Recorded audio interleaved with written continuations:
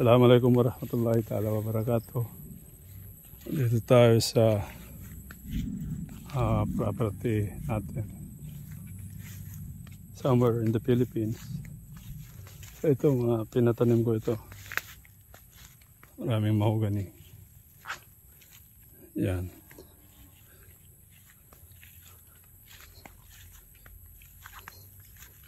So dito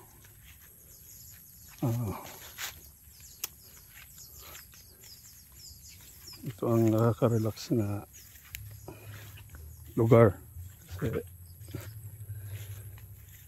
bukod sa malayo sa pollution, ayan, dami ng nating anahaw, lawak. So lawak, meron tayong yan, kawayan. Ito, daming fig tree, ang daming bunga.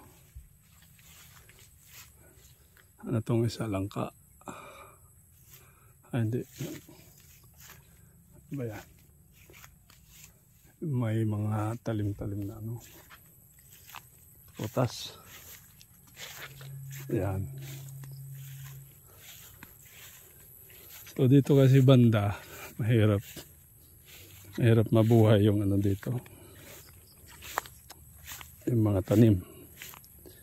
Paulit-ulit na tinatamnan. Hindi siya masyado kasing mainit. Wala kasing source of water dito, kundi lang, ulan lang. So ito lang masaswerte to. Masaswerteng nabuhay. Dati punong-puno ito, pinapataniman ko. Punong-puno ito. So may mga nabubuhay. Mayroon ding mga namamatay. Yan. Ito, hindi na lumaki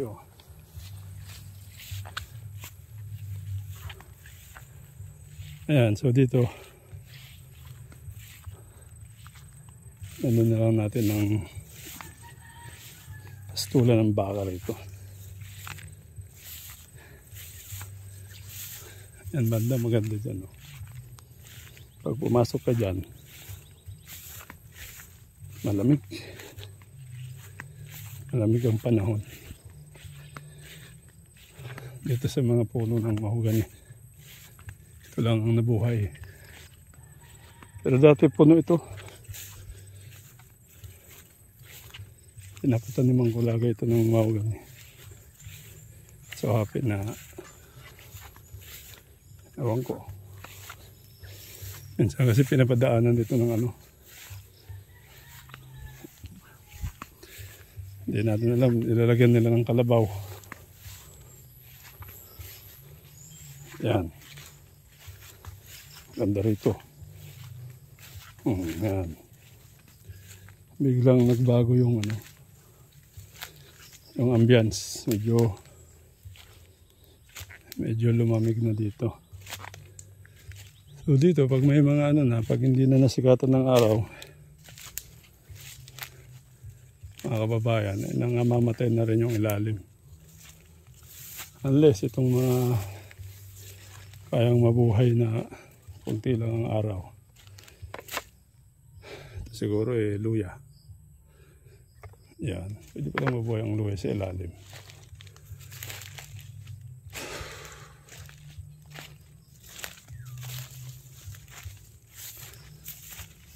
Yan, so malawak pa ito.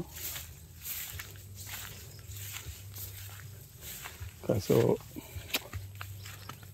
saan tayo na-assign.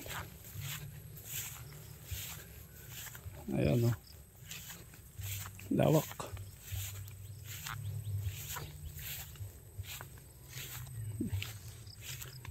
Kaya natin maikot to. Ano pa sa baba.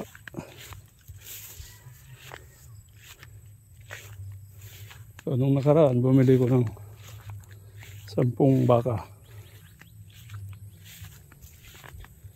Pero out of 10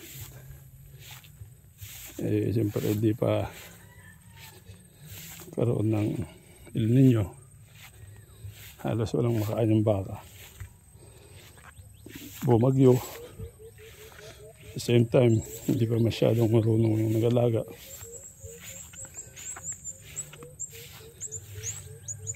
Abay, namamatay. At siguro doon na rin sa nabili nating mga baka.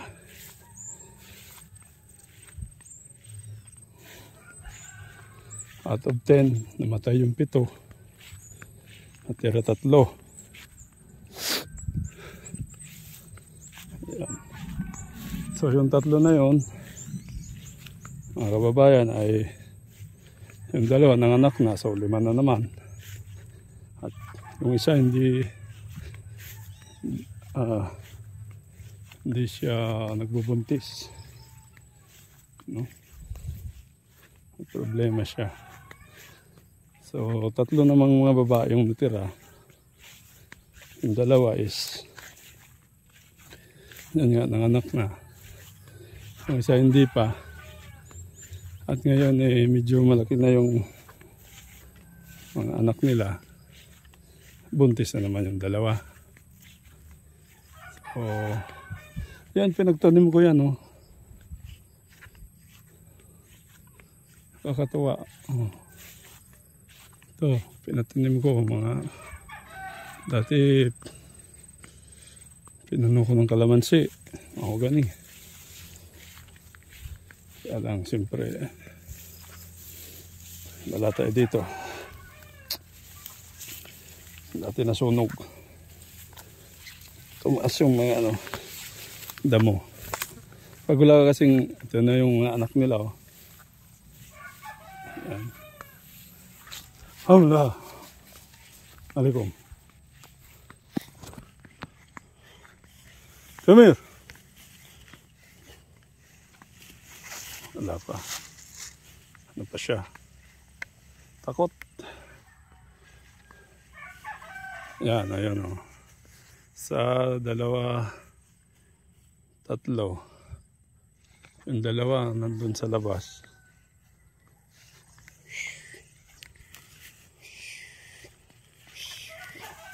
Ah, takot.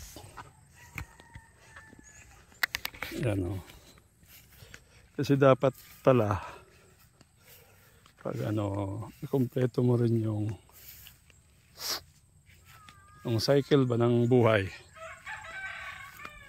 Dapat may hayop din. May tanim din, may hayop din.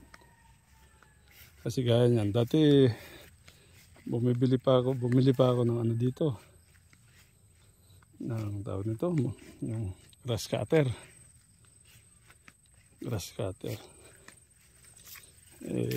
Yung mga tao talaga, magagaling talaga yung iba. Nung gagamitin ko na uli, punong-puno ng buhangin yung makina. Kasi pinahiram daw. Magaling ang maghiram. Nang hiram na, sinira pa, nalagyan ng buhangin. Ayan. So ito, dati marami dito kalamansi yan. Punong-puno ito. Kaso nasunog eh. Ito na lang natira. Mga matitibay na lang.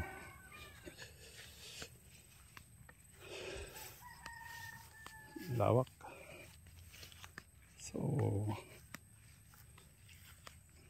ang mini-maintain ko na lang yung hayop. Baka. Para lang may para lang may mapaglibangan yung alaga. Kasi kung tanim ba, wala. Ikaw ang huling mag-harvest. Ito pwede itong lagyan ng palay. Dati nilalagyan ng palay ito. Pwede rin lagyan ito ng sibuyas. Ayan, tataas ang puno. Nakakatawa kasi Dito ako nang nagtanim nito, yung mga rao dyan. Mga nasa gilid ng ano. Sa gilid ng ano tawag dyan? Creek. Yan. So, sa kabila niyan, nabili rin natin itong kabila niyan. Kabila ng creek. Oh, sayang yung ano natin. Hindi naman ako naka-assign dito. Yan. Hindi naman napapakinabangan. Pero daan-daan lang. Baka naman balang araw makabalik na ako ng Bicol. Yan, Region 5. BFP. Yan. Ayan o, ang tataas na yung mga tanim ko yan o. Ayan o.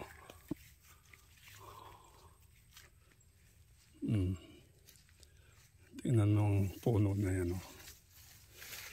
Tingnan mo yan o. So, kung ikaw ang nagtanim yan, matutuwa ka rin. Di po ba? So, kasi nakabawas ka na ng carbon dioxide. Huh? Nakabawas ka na ng carbon dioxide sa mundo. Bawas na sa tawag nito, global warming. So ito, tinatanim na namin yung ano, Madre de Agua. Itong Madre de Agua, kasi napansin ko ito nung nakaraan lang. Nakikita ko sa mga ano to, sa mga advertisement na pagkain ng mga hayop, yung dahon niya, ano, yung dahon niya pagkain ng mga hayop. Yan. So, nakita ko, meron pala ako doon sa kabila, sa bakurang ko, na tinanim naman ni Uncle Fernando. Tinanim niya, eh malaki na, hindi natin alam. Itong bahay-bahay ko rito. Yan, tao lang kailangan dito. Walang tao. Yan. Oh. Ay, nako. Alhamdulillah. So, yung Madre de Agua, yung tinatanim namin na yan, pag meron kayong lupa na medyo nakatiwang, taniman nyo nitong Madre de Agua. Kasi unang-una, hindi sayang effort nyo. Kasi itong Madre de Agua, pag ibinaon mo, talagang tutubo. At kahit hindi mo ibaon, kahit mahulog lang sa lupa, basta dumikit siya sa lupa, tumutubo. At kahit hindi siya kahit hindi pa siya matanda o yung sanga lang. Tara, darwa na sa naton.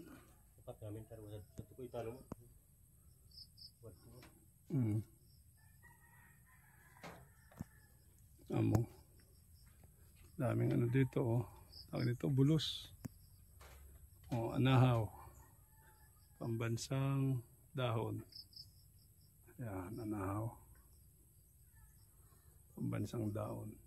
Dati may ano dito, may ano ba yun? Malaki ang mata na ibon. Puro kuko. Tawag na, owl. Yeah, hindi ko naririnig yung owl dito. Kasi yung owl pala nasa lupa. Pag ang lupa mo unmanageable, batas maraming damo. Doon sila nagbabahay sa lupa. Sa damuhan. Ayan. So, ang nangyayari, nakita mo yung itlog dyan lang sa damuhan. Ayan.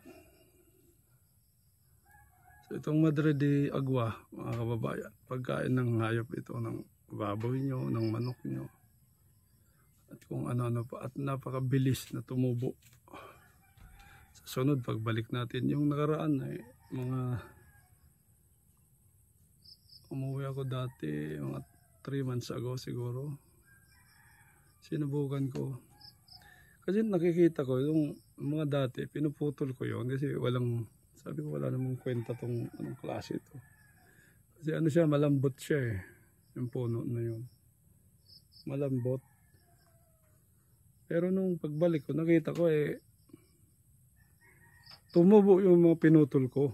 Yung mga bubot pa ba na may dahon, may sanga. Yung mga sangang bubot tumubo. So, nagkaroon ako ng idea na mabilis pa lang tumubo ito.